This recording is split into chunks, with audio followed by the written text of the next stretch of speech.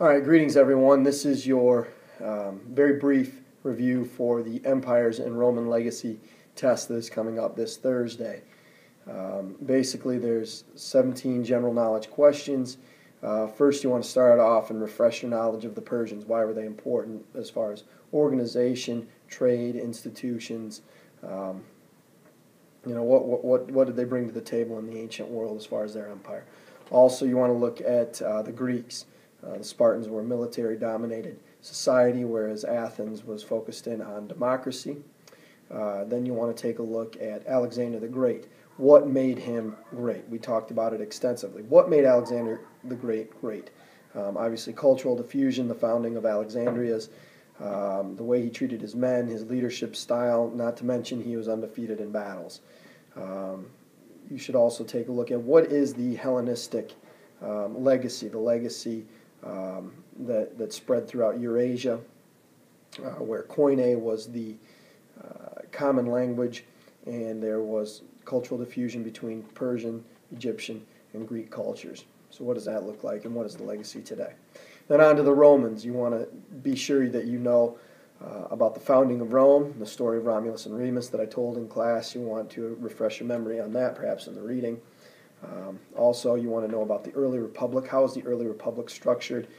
If you recall, there was two consuls who were elected for one-year terms who were in charge of the military and the government.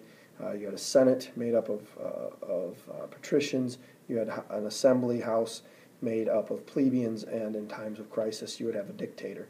One example of a dictator that was highly effective was Cincinnatus, the reluctant farmer leader who was a retired Roman leader who came out of the fields, left his plow in the field, took up the sword, won the war, and then returned to the plow in the field, if you recall my story. You want to talk about how Rome conquers Italy. Rome had an intense rivalry with what Phoenician city? That Phoenician city was Carthage. There were 3 Punic Wars. The first one against Hamilcar Barca. The second Punic War, Rome beats Hannibal. In the third Punic War, if you recall from class, Rome would burn Carthage to the ground, pour salt on the ashes so that the city could never recover, and it never did. Then you want to talk about the transition of the Republic to an empire. There was an intermediary period where there was political instability. In this vacuum of political instability, you have a man named Julius Caesar, who is a successful Roman general who was backed by some of the richest, wealthiest men in Rome. He seizes power as dictator for life, but is murdered on the marbles of the Senate by his confidant Brutus, and thus the famous phrase from the Shakespearean play "Et tu, Brute," meaning "You too, Brutus." But Julius Caesar wasn't all bad. He conquered Gaul. He extended citizenship for people in the Italian peninsula, and he was an effective administrator.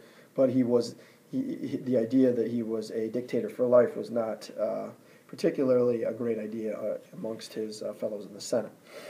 His adopted son, Octavius, would then struggle with 2 different rulers, or 2 different Roman leaders, in kind of a Roman civil war, where each were fighting for control. It wasn't quite certain how this would all play out. Would control be given back to the Senate? Would there be another dictator for life?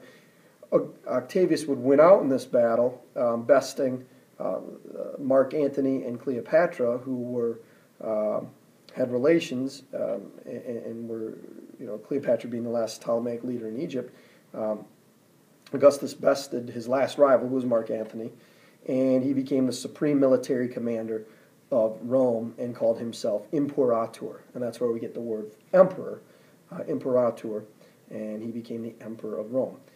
Instead of being called emperors, however, that was one of his titles, Imperator, supreme military commander. He also decided to call himself a Caesar, which is another word in Rome for emperor. We see this as a lasting relic in places like Russia, where they used to call their emperors czars, after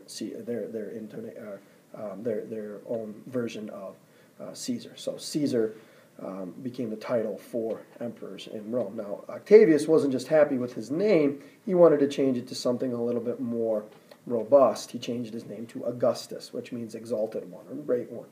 And that's where we get the month of August. So Augustus becomes the first emperor. Rome would cease to exist as a republic, and would be an empire for the remainder of its days, for the next 350, 400 years. Augustus reigned over something called the Pax Romana, which means the Roman peace, where there was solid government, there was agriculture and trade, all roads led to Rome, there were Roman roads built, there were aqueducts, there were great structures and architecture built. Roman cities that were Romans conquered, the cities that they conquered, they built colosseums and they built bathhouses and they brought public works and aqueducts and roads to these cities. And the Roman Empire was in a golden age. It was a golden age for the Roman period for the better part of 100 years, with political stability. But then there would be an influx of good and bad emperors, highs and lows, where you had good emperors like Nerva and Trajan and Hadrian, who were excellent military commanders, expand the borders, would expand rights to citizens. They would be effective in dealing with the barbarians at the gate in places like Germania and Gaul. And you'd also have Marcus Aurelius, who was considered a philosopher king. But you also had bad emperors like Caligula and Nero. Caligula, of course, famously married his sister, named a horse to the Senate. Nero fiddled while Rome burned. So you had like an up and a down of good and bad emperors, which is going to be, when you have good emperors, great, everything's fine. But when you have a bad emperor, everything goes downhill fast. And it's really hard to rebuild after someone like that, especially if it's a hereditary leadership. So then what you have is generals, senators, and provincial leaders who think they're capable leaders vying to be emperor. And towards the end of the Roman Empire, when you have the fall of the Roman Empire, it's due to political instability. In a 50-year period, you have 26 different emperors. And so you can see that's not going to lend itself to an effective administration. Roman society and culture included slavery, religions, mystical Egyptian cults. They also borrowed immensely from Greek mythology and gods. And entertainment included the gladiator games, in the Colosseum and in the Circus Maximus. You had chariot races that were very popular. You had mock battles. You would have animal fights. You would also have sacrifices of Christians as well. And so the entertainment also served as a form of welfare in Roman cities, especially in Rome, where there was a high unemployment rate. You would go to the games, you'd sit there all day, you'd start off with some animal attacks and some sacrifices, maybe a mock battle, you'd end the day with the gladiator games, and throughout the day, all that grain that's coming in from all the corners of the empire is made into loaves of bread, and they'd be thrown to the people in the stands as a form of welfare. So you kept them busy, and you gave them food. And this kind of subdued the mobs and masses in Rome. But it wouldn't forever. The fall of Rome was due to political instability, social immorality. The rich Romans lived lavish, decadent lives, much like, if you could think about, kind of like the Gilded Age in America, where it was conspicuous consumption, consuming for the sake of consuming. They were using all this money coming in from the corners of the empire, not for the good of the people, but for the good of the elite. You'd also have economic instability, inflation in the different provinces. They were being taxed too heavily, and obviously that's going to weigh on provincial leaders and the people that actually live out in the provinces. They're going to be unhappy with Rome itself. The military started off during the Republic days, where capable, able military leaders ascended to places of power. Well, then during the empire, it's going to corrode, and you get people that are, there's a system of patronage where you have, hey, my brother's best buddy, he would like to be a general. Okay, bring him on in. And, so the best, most capable leaders aren't going to be necessarily put into places of power, like a general or in charge of a legion. And so that's going to drastically affect the military, and they are also spread thin. They're also spread very thin over a vast amount of territory, and so that's going to raise issues.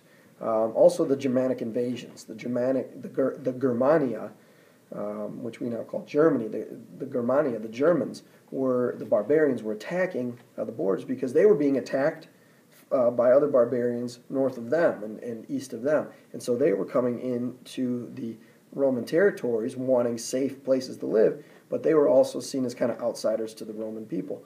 And so the Germani are looking for places to live. They're attacking into the Roman Empire, and eventually barbarians would sack Rome itself.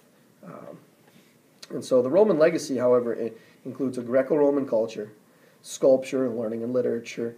The Latin language is important, architecture, Roman law, and Roman Christianity, which we are going to spend a few days talking about after our study of Rome. We'll spend a couple of days before the Middle Ages talking about the rise of Christianity. So hopefully that's a good review. It's a little 10-minute review, and enjoy.